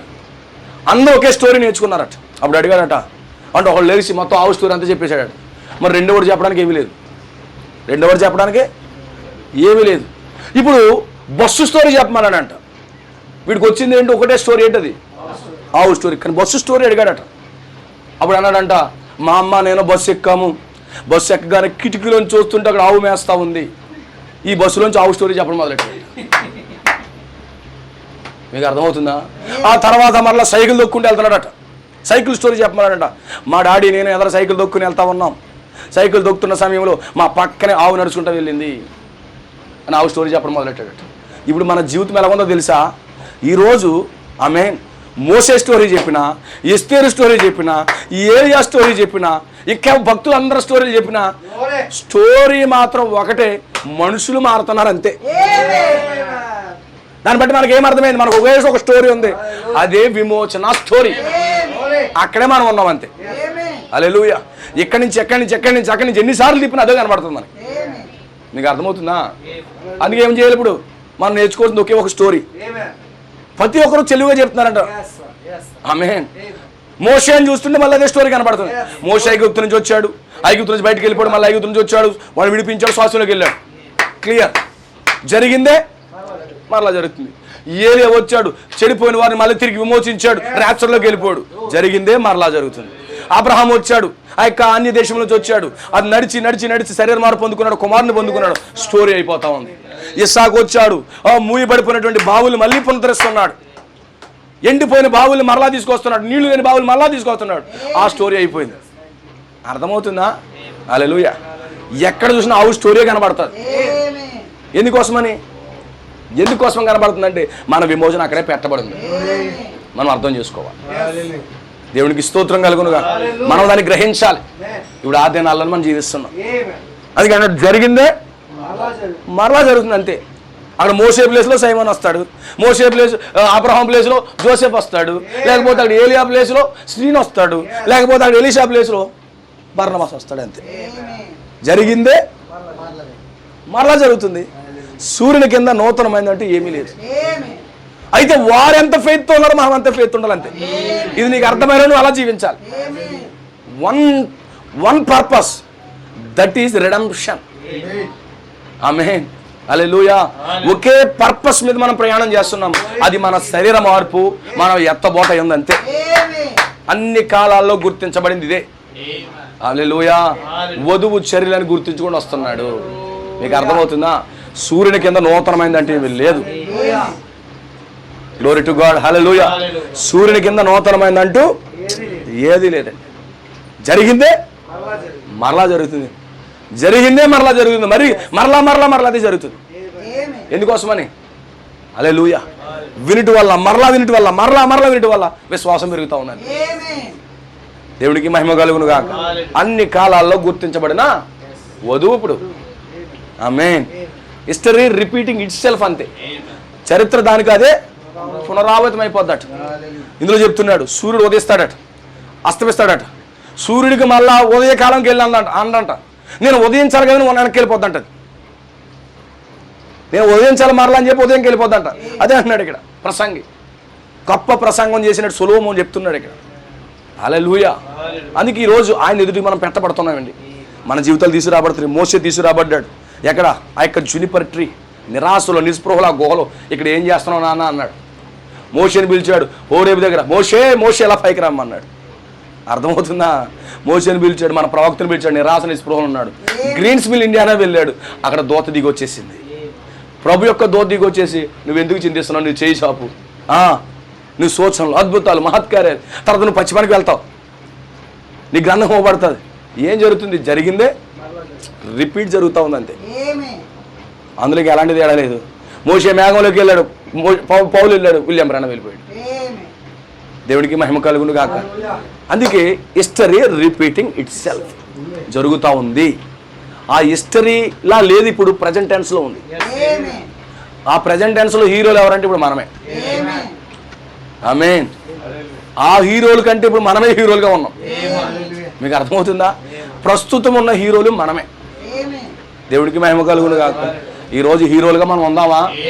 అందుకే అంటున్నాడు, నిర్దోషిగా ఉన్నటువంటి వారి చర్యలను యెహోవా గుర్తిస్తున్నాడు. ఈరోజు వధువు మాత్రమే నిర్దోషి అండి. ఇది ఇంకా చర్చలో నేను కంప్లీట్ చేస్తాను, ఇది కంప్లీట్ అవ్వట్లేదు. నేను ఖచ్చితంగా నేను అంతా మొత్తం కొటేషన్ రూపంలో మీకు ఇస్తాను, ప్రభు అనుమతి ఇస్తే. కానీ గుర్తుపెట్టుకోండి, ఈరోజు వధువు స్వాస్థ్యం సదాకాలం ఉంటుంది. నీ స్వాస్థ్యానికి ఏ డోకా లేదు. నీ ఆరోగ్యాన్ని వాడు తీసేసుకున్నట్టు అనిపిస్తుంది కానీ వాడు తీసుకోలేడు. నీ సంతోషాన్ని వాడు లాగేసుకున్నట్టు అనిపిస్తుంది కానీ లాగేసుకోలేడు.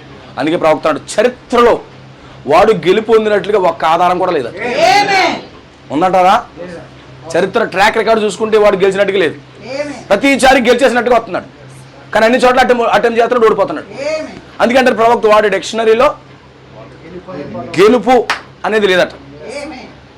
అందరి దగ్గర ప్రయత్నం చేశాడు, మోషే దగ్గర ప్రయత్నం చేశాడు, మోషే దగ్గర ఓడిపోయాడు. అప్పటికి తట్టుకోలేక ఆయన ఆ యొక్క శరీరాన్ని కూడా కోరుకున్నాడు. అయినా కూడా వాళ్ళ దేవుడు మరలా వాడికి సిగ్గొచ్చేలాగా ఎక్కడ తీసుకొచ్చాడు? రూపాంతరపరచబడు మౌంట్ ట్రాన్స్ఫిగరేషన్లో తీసుకొచ్చాడా? ఆ రోజు సాతానుడు చూశాడు అంటారా? చూశాడు కదా. ఇటు మోషేని ఎక్కడో చూసినట్టుంది. ఎందుకంటే సాతానుడికి తెలుసు. సాతానుడికి తెలీదా? ఏలియా అప్పుడు కనబడకుండా వెళ్ళిపోయాడు. ఎక్కడికి వెళ్ళిపోయాడు అనుకున్నాడు. మళ్ళీ ఏలియా చూశాడా? అనుకున్నాడు నేను గెలుపు చేశాను, మోషేని చంపేశాను. ఈ లోపల వాడు ఒక 1500 సంవత్సరాల తర్వాత బకరా అయిపోయాడు. మీకు అర్థమవుతుందా? ఏలియా వెళ్ళిపోయాడు, పారిపోయాడు అని చెప్పేసి వాడు గుంపులో ఉన్న వాళ్ళు ఎందరూ ఏమన్నారు? కొండల మీద పారిపోరేమో మీ గురువుగారు, మెట్ల మీద పారిపోయాము గురువుగారు, ఎగిరేసి కింద పడిపోయాము మీ గురువుగారు అని చెప్పి ఎన్నో కామెంట్లు చేశారట. ఎవరో ప్రవక్తల శిష్యులు, వాళ్ళు లోపల ఉన్నది దయ్యము కనుక వాళ్ళు అలా కామెంట్ చేశారట. కానీ 600-700 సంవత్సరాల తర్వాత రూపాంతరపరచ కొండ మీదకి వచ్చాడట. అందరూ అనుకున్నారంటే ఏలియా ఓడిపోయాడు, యెజెబెలు దెబ్బకు పారిపోయాడు అనుకున్నారట. ఓడిపోయింది ఏలియానా సాతానుడా తెలియాలంటే మరలా ఆ రూపాంతరపరచబడి కొండ దగ్గర రావాలి. చూసేటప్పుడు మైండ్ బ్లాక్ అయిందంట. మీకు అర్థమవుతుందా? చూసేటప్పటికి మైండ్ బ్లాక్ అయిపోయింది. ఎందుకంటే ఏలియా ఓడిపోవడం అనుకున్నాడట, కొన్ని ఓడిపోలేదు. ఆడు అనుకున్న డిక్షనరీలో నేను గెలుపు పొందేసిన ఏలియా విషయంలో అనుకున్నాడట. ఆ రూపాంతర పరచబడి కొండ మీద చూసేటప్పటికి చెరుపుకోవాలి. వాడు డిక్షనరీలో రాసుకుంటాడు, చెరుపుకుంటాడు అంతే. నోవాహుని ఓడించేది అనుకున్నాడు, మళ్ళీ చెరుపుకున్నాడు, నేను ఓడిపోయినరా బాబు అని. మీకు అర్థమవుతుంది? అంతే. వాడు డిక్షనరీలో గెలుపు అనేదే లేదు, వాడు చరిత్ర లేదు. కానీ దేవుని పిల్లలు ఓడిపోవడం అనేది ఆ చరిత్రలో కూడా లేదు. హిస్టరీ రిపీట్ అవ్వాలని. ఆమేన్. హిస్టరీ రిపీటే కాదు, ఇప్పుడు బ్లాక్ బస్టర్ అయిపోతుంది ఇప్పుడు హిస్టరీ. ఎందుకంటే ఇది బ్లాక్ బస్టర్ చేసి మామూలు కాదు, హిస్టరీ రిపీట్ చేసే కాలం ఇది. ఎందుకంటే చెప్పాడు అక్కడ పెరగమా సంఘ కాలంలో ప్రవక్త దాన్ని చెప్పాడు మాట. నేను కొటేషన్ రూపంలో మీకు ఇస్తాను. మలాకి 4 వచ్చిన కాలంలో హిస్టరీ రిపీట్ అవుతుందట. ఆది కాండం నుంచి ప్రకటన గ్రంథం వరకు రిపీట్ అవుతుంది అన్నది ప్రవక్త. Is it right? ఇది బ్లాక్ బస్టర్ చేసి ఇది. ఆమేన్. వాడు ప్రతి కాలంలో ఓడిపోయాడు. ఈసారి ఓడిపోవడం అంటే మామూలు ఓడిపోవడం కాదు, లెగన ఓడిపోవడం కాదు. ప్రతి కాలంలో లెగిశాడు, ఇప్పుడు లెగడ ఇంక 1000 ఏళ్ళు బంధించబడతాడు. దేవుడు లేపితే తప్ప మళ్ళీ లెగడాడు. మోషే కాలం, ఏలియా కాలంలో మళ్ళీ లేచాడు, ఎలీషా కొట్టాడు. ఎలీషా కాలం మరో కాలం మళ్ళీ లేచాడు. కానీ ఇప్పుడు వధువు కొడితే మాత్రము ఇంకా మామూలుగా 1000 సంవత్సరాలకు లెక్కడక. అది కూడా దేవుడు కృప చూపిస్తే తప్ప. ఎందుకంటే వాడు లెక్కలో తీసుకురావాలి కాబట్టి వాడు లేపుతాడు. అంత బ్లాక్ బస్టర్ ఏజ్ అండి. మీకు అర్థమవుతుందా? వాడు సంతోషము మీ దగ్గర లాక్కోవాలని చూస్తాడు, ఎక్కువ కాలం ఉంచుకోలేడు. వాడు కావాల్సిన దుఃఖమే వాడికి. వాడు ఎక్కువసేపు నవ్వడానికి ఇష్టపడ్డాడు, ఎందుకంటే వాడు సంతోషం కాదు కాబట్టి వాడు ఎల్లప్పుడూ దుఃఖపడతానికి ఇష్టపడతాడు. అంటే సంతోషము, సమాధానము, ఆరోగ్యం అన్నీ నీయే. వాడిని దగ్గర నుంచి ఇవన్నీ లాక్కోవాలనుకుంటాడు, కానీ ఎక్కువ రోజులు ఉండవు. అందుకే ప్రవక్త అంటాడు దేవుని శక్తి దైవ శక్తి. దైవ శక్తి అంటే మనకు రోగం తీసుకొచ్చే వరకు ఉంటుందట. ఆమేన్. తెలుసు, కొంతమంది ఏం చేస్తారు, ఇసుక మీద కాలు ఎట్టి ఇల్లు కడతారు. అవునా? ఆ కాలు తీసేవారికి అందమైన ఇల్లు అనుకుంటారు, ఇలా కనుక కింద పడిపోతారు. శత్రువు మన ఎదుట అలాగే ఉన్నాడు అన్నాడు ప్రవక్త. వాడు ఏదో నిర్మిందామని చూస్తాడు, మళ్ళీ ఓడిపోతాడు. అదే ప్రవక్త అన్నాడు దైవ శక్తి దేవుని శక్తి అన్నాడు. వాడు కేవలము రోగం తీసుకురావడానికి కూడా శక్తి ఉపయోగపడుతుంట, కానీ దాన్ని బాగు చేయడానికి దేవుని శక్తి వాడబడతాడు. వాడు మరణము తీసుకొచ్చి వరకు ఉంటుందట, కానీ మరణము తర్వాత పైకి లేపే శక్తి దేవుడి శక్తి అన్నాడు. అందుకే అన్నాడు నిర్దోష యొక్క చర్యలను గుర్తిస్తున్నాడు, వారి స్వాస్యము సదాకాలం ఉంటుంది. History repeating it's self. జరిగిందే మరలా జరుగుతుంది. ఈ యొక్క లేఖనాన్ని ప్రతి కాలంలో అప్లై చేయండి, ప్రతి కాలంలో అప్లై చేయండి. వాళ్ళ కాలంలో అప్లై చేసి ఆగిపోవద్దు, నీ కాలంలో కూడా దాన్ని అప్లై చేయండి. మన కాలంలో కూడా దాన్ని అప్లై చేయండి, మనం విజయం పొందేస్తాం. వాళ్ళు ఓడిపోతే మనం ఓడిపోదు. ఆమేన్. వాళ్ళు ఓడిపోతే మనం ఓడిపోతాం. కానీ ప్రవక్త అంటాడు దేవుడు మరమైన క్రీస్తు బయలుపరచబడిన వర్తమానంలో వధువు ఎన్నటికి ఓడిపోదు అన్నాడు. ఆయన వధువుగా ఓడిపోదు అన్నాడు, మనం ఓడిపోతామని ఎందుకు భయపడాలి? ఏమి జరిగినా జరగనివ్వండి, కానీ బ్యాటిల్ ఫీల్డ్ అలాగ ఉన్నాడు. అందుకే తెలుసు దావీదు తెలుసు నేను ఓడిపోను అని తెలుసు, అందుకే యుద్ధానికి వెళ్ళిపోయాడు.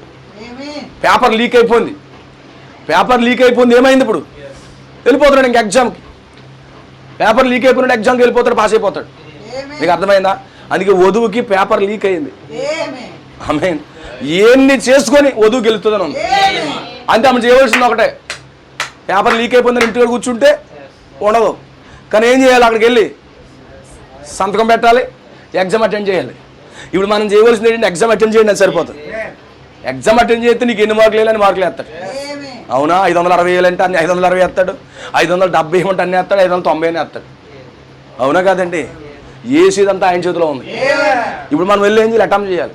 అందుకే ప్రతి సందర్భంలో ఎలాంటి పరిస్థితి అయినా మనం నిలబడడం నేర్చుకోవాలి. అందుకంటే బీ స్టాండ్ స్టిల్, ఊరగా నిలిచి ఉండండి, నేను చూసుకుంటాను. మీ జీవితాల్లో కూడా ఎలాంటి పరిస్థితి వచ్చినా నిలబడండి అంతే. అది రోగమైనా, తెగులైనా, ఇబ్బంది అయినా, ఆర్థిక పరిస్థితులైనా, అది ఎలాంటి పరిస్థితి అయినా మీరు అలా నిలిచి ఉండండి, తొందరపడకండి. కుడికి కానీ ఎడవకు కానీ ఎలాంటి తిరగకండి. అలా నిలబడి ఉంటే పని అంతా చక్కబెడతాడు. వధువుగా మనం నేర్చుకోవాలి. వధువు చర్యలను గుర్తిస్తున్నాడు. అర్థమవుతుందా? అదే అంటున్నాడు ఆయన, మీరు నిలిచి ఉండండి. శిష్యులు చెప్తున్నాడు, మీరు తొందరపడక నిలిచి ఉండండి అంతే. ఆమేన్. తొందరపడదు, నిలిచి ఉండండి. మళ్ళీ అంటున్నాడు ఆయన, నిలిచి ఉండండి, నేను పని అంతా చక్క పెడతాను. హల్లెలూయా. ఆయన గుర్తిస్తాడు. ఏ విధంగా చేయడాన్ని బట్టి మనం గుర్తిస్తాడు. ఎంతమందికి అర్థమవుతుంది? మీరు అందరూ బలపరచబడాలని ఈ వెర్షన్లో చెప్తున్నాను. ఆమేన్. దేవుడికి మహిమ కలుగునుగా. నేను మరొక రీతిగా చర్చలో చెప్తాను ఈ విషయాలన్నీ కూడా గుర్తుపెట్టుకోండి. ఆయన వధువు చర్యలను గుర్తిస్తున్నాడు. ఆమేన్. ఆమె స్వాస్యము సదాకాలం ఉంటుంది. ఆ స్వాస్యాన్ని ఎవడో తాకలేడు. ఆమేన్. ప్రతి కాలాల మరి చూడండి. ఆమేన్. ఆదాము ఓడిపోయాడా గెలిచాడా? ఆదాము గెలిచాడు. ఆమేన్. ఆదాము ఏమయ్యాడు? గెలిచాడు. ఆదాము ఓడిపోయాడు అనుకున్నా కానీ గెలిచాడు. ఎలా గెలిచాడు తెలుసా? అవ్వ ఓడిపోయిందా గెలిచింది. ఒక కోణంలో ఓడిపోయిందని ప్రవక్త రాశాడు. కానీ మరొక కోణంలో చెప్పనా, అవ్వ గెలిచింది. ఎలాగా? దేవుణ్ణి విమోచకుడుగా భూమి మీదకి తీసుకొచ్చి గెలిచింది ఆమె. ఒక స్త్రీ అంట, పురుషుడు కాదు, ఒక స్త్రీ అట ఆయన గుణలక్షణములో గొప్ప గుణలక్షణమైనటువంటి విమోచన గుణలక్షణాన్ని బయటికి ద్వారం తెరిచింది స్త్రీ అన్నట. గేట్ ఓపెన్ చేసింది ఆమెనట.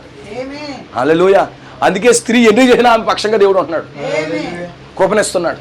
ఆ రోజు ఆ యొక్క ఎక్కడ పబ్బులో టెక్ డాన్స్ వేస్తుంటే విలియం బ్రెన్నాకి ఆ సహనం వచ్చేసి ఖండించేద్దాం అనుకున్నాడు. ఆ స్త్రీ పక్షంగా ఏం చేస్తున్నాడు? గ్లోబ్స్ ఇప్పించి దాన్ని నిండా రక్తం చేశాడు. ఎందుకంటే విమోచకుడికి తలుపు తీసింది ఆమె. మరి ఆయన తన భార్యను అలా చూసుకున్నాడు, మన భార్యను కూడా బాగా చూసుకోవాలి. దేవుడికి స్తోత్రం కలుగును గాక. హల్లెలూయా. ఆమె అన్ని కాలాల్లో గుర్తించబడుతుంది, మనం అన్ని కాలాల్లో గుర్తించబడాలి. ఎలా? మన చర్యలు, మన క్రియలు, మన స్టాండింగ్ అంతా గుర్తించబడాలి. ఎంతమంది అని ఇష్టపడుతున్నారని దేవుడు మిమ్మల్ని దీవించును గాక. వాడు సంతోషము సమాధానం అన్ని లాక్కోవాలని ప్రయత్నం చేసినా వాడు ఫైనల్గా నీకు ఇచ్చేవలసింది. అర్థమవుతుందా? వాడు నిన్ను పాపంగా చేయాలని ప్రయత్నం చేసినా చివరిగా నువ్వు పరిశుద్ధుడు అవుతావు. వాడు ఎంతో కష్టపడితే నువ్వు సింపుల్గా దాన్ని గెంటేస్తే వాడు శ్రమ అంతా వృధా అవుతుంది, నువ్వే వండర్ఫుల్ పర్సన్ అయిపోతావు. దేవుడి మాటలు బట్టి మిమ్మల్ని ఆశీర్వదించును గాక. God bless you. మనం ప్రార్థన చేసుకుందాం. ఒక నిమిషం తలలు వంచి ప్రభు ఎంత కృపనిచ్చినందుకు ఆయన ఎదుటికి మనం వచ్చాం కనుక ప్రభువా, మేము ఈ రాత్రి వేళలో ప్రభువా మా జీవితానికి సమర్పించుకుంటా ఉన్నాం తండ్రి. మా జీవితానికి అప్పగిస్తున్నామయ్యా. తప్పక నీ కృప మాకు దయచేయండి, నీ కనికరం మాకు దయచేయండి. చరిత్ర అదే మరలా రిపీట్ అవుతూ ఉంది. అయితే మేము ఏం చేయాలి? రాత్రి మేము ఊరక నిలిచి ఉండాలి. మా యొక్క భాగాన్ని మేము నెరవేర్చాలి. నువ్వు వధువు చర్యని గుర్తిస్తున్నావట దేవ. ఈరోజు మేము నీ ఎదురుకు పిలువబడ్డాం. ఆయా శాఖల్లో నుంచి, సంస్థల్లో నుంచి మేము పిలువబడ్డాము ప్రభువా. మా మంచి చేత కాదు, ఓ దేవా, మా పరిస్థితులు బట్టి కాదు, కానీ నువ్వు మమ్మల్ని పిలిచావు. నీ ఎదురుకు మేము వచ్చాము ఈ రాత్రి తండ్రి. మమ్మల్ని జ్ఞాపకం చేసుకో నాదా దేవ. ఇదిగో ప్రభువా, నీ ఎదురు నిలబడి ఉన్నాము నాయన. నీవు గుర్తించాలి మా చర్యలను ప్రభువా. ఈరోజు మమ్మల్ని గుర్తించినప్పుడు నువ్వు మాతో ఐక్యమవుతావట నాయన. దేవాన్ని కృప మాకు దయచేయండి అని ప్రతి ఒక్కరూ కూడా ప్రభుకు సమర్పించుకుందాము. ప్రార్థన చేయండి. మీలో ఎవరైనా ప్రేరేపించబడుతున్నవారు ప్రార్థన చేయండి. మీకు ప్రేరణ కలుగుతున్నవారు ఎవరైనా ప్రార్థన చేయొచ్చు. ప్రభువా, మాకు సహాయం చేయండి దేవా. ఇదిగో నిశ్చయముగా ఆ చర్యలను గుర్తించాలి ప్రభువా. ఆ విధంగా మేము జీవించాలి నాయన దేవా. ఇదిగో ప్రభువా, నీ కృప మాకు దయచేయండి అని ఎవ్రీబడి ప్రతి ఒక్కరు ప్రభుకు అర్పించుకోనండి. ఎవరైనా ప్రేరేపణ కలిగిన వారు స్త్రీలైనా పురుషులైనా మీరు ప్రార్థించవచ్చు. హల్లెలూయా, హల్లెలూయా, హల్లెలూయా, హల్లెలూయా, హల్లెలూయా, హల్లెలూయా. పరిశుద్ధుడా, జీవము గల యేసయ్యా, నీకు వందనాలు ప్రభువా. ఓ జీవాధిపతి, నీకు వందనాలు ప్రభువా. ఓ జీవమునకు కర్తానికి స్తోత్రములు ప్రభువా. ఓ నాయన రాత్రికాల సమయంలో ప్రభువా, ఓ మీరు దిగివచ్చి మాతో మాట్లాడినందుకు ప్రభువా, ఓ నీకు వందనాలు ప్రభువా. ఓ తండ్రి నాయన, ఓ నిర్దోషుల యొక్క చర్యలను ప్రభువా, ఓ నువ్వు గుర్తించుచున్నావు ప్రభువా. ఓ ప్రతి కాలంలోను ప్రభువా, ఓ వధువు గుర్తించబడుతుందని చెప్పిన దేవుడు ప్రభువా, ఓ నీకు వందనాలు ప్రభువా. ఓ తండ్రి ఈ కాలంలో ప్రభువా, ఓ మమ్మల్ని నిర్దోషులుగా తీర్చినందుకు ప్రభువా, ఓ నీకు వందనాలు ప్రభువా. ఓ తండ్రి మాకు సహాయం చేయండి ప్రభువా. ఓ నీ చేత నిర్దోషులుగా ఎంచబడిన వారు ప్రభువా, ఓ ధన్యులను సెలవిచ్చి ఉన్నావు ప్రభువా. ఓ తండ్రి మాకు కృపనిచ్చినందుకు వందనాలు ప్రభువా. ఓ దాని సమస్తము సమకూడి ప్రభువా, ఓ మాకు మేలు జరుగుటకై ప్రభువా, ఓ నువ్వు జరిగించున్నందుకు వందనాలు ప్రభువా. ఓ మీకు స్తోత్రములు ప్రభువా. ఓ మా స్వాచ్యములు ప్రభువా, ఓ నువ్వు స్థిరపరుస్తావని ప్రభువా. ఓ మా స్వాచ్యము సదాకాలం ప్రభువా, ఓ నిలుస్తుందని చెప్పిన దేవానికి వందనాలు ప్రభువా. ఓ మాకు సహాయం చేయండి ఆయన. ఓ మాతో మాట్లాడినందుకు వందనాలు ప్రభువా. ఓ మా స్వాచ్యం మీరు స్థిరపరచండి ప్రభువా. ఓ సదాకాలం నిలపండి ప్రభువా. ఓ ఇదిగో నాయన మీరు సెలవిచ్చారు ప్రభువా. ఓ తండ్రి ఇదిగో మా ఆనందము గాని ప్రభువా, ఓ మా సంతోషములు ప్రభువా, ఆ సాతాను ఎంత మనం దొంగిలించలేడని చెప్పావు దేవా. అందుని బట్టి నీకు వందనాలు ప్రభువా. ఓ మీరు చేసిన వాగ్దానములకై వందనాలు ప్రభువా. ఓ తండ్రి ప్రభు ఇదిగో ప్రతి కాలములో ప్రభువా, ఓ జరిగిన అవే కార్యములు ప్రభువా, ఓ మా మధ్యలో జరిగించండి ఆయన. ఓ తండ్రి మరలా అవే కార్యములు ప్రభువా, ఓ మా మధ్యలో జరిగించండి ఆయన. ఓ నాయన అబ్రహాము కాలంలో ప్రభువా, ఓ ఎలీషా కాలంలో, ఏలియా కాలంలో ప్రభువా, ఓ ప్రతి ఒక్కరి కాలంలో జరిగిన అవే కార్యములు ప్రభువా, ఓ మరలా మా కాలంలో జరిగించండి ఆయన. ఓ వాటితో మేము గుర్తించబడటానికి సహాయం చేయండి ఆయన. ఓ తండ్రి ప్రతి కాలంలో ఏ విధంగా జరిగిందో ప్రభువా, ఓ వధువు ఏ విధంగా విజయం సాధించిందో ప్రభువా, ఓ ఈ కాలంలో మేము కూడా ప్రభువా, ఓ ఆ వాక్యముతో నిలబడి ప్రభువా, ఓ మేము విజయం సాధించినట్లుగా ప్రభువా, అయ్యా మాకు సహాయం చేయండి ఆయన. ఆ వాక్యంతో మేము గుర్తించబడినట్లు ప్రభువా, అయ్యా మాకు సహాయం చేయండి ఆయన. ఓ మీరు కృపనిచ్చినందుకు వందనాలు ప్రభువా. ఓ ఈ వాక్యం అందరిలో ఫలింపచేయండి ఆయన. నిజంగా మాతో మాట్లాడినందుకు ప్రభువా, ఓ మా జీవితంలో సంతోషం నింపినందుకు నాయన, ఓ మీ కృతజ్ఞతలు చెల్లించుకుంటున్నాయన, మిమ్మల్ని మహిమపరుస్తూ ప్రభువా యేసుక్రీస్తు నామమున అడుగుచున్నాము తండ్రి. మన ప్రభువైన యేసుక్రీస్తుకు అద్భుతమైన కృప ఇక్కడ కూడినటువంటి వధువుకి ఆయన తోడుగా ఉండి ఆ గొప్ప స్వాస్యముతో వధువుని స్థిరపరిచి ఆ గొప్ప ర్యాప్చర్లోకి నడిపించును గాక. ఆమేన్. God bless you. ప్రభు మిమ్మల్ని దీవించును గాక. షాలోమ్. God bless you.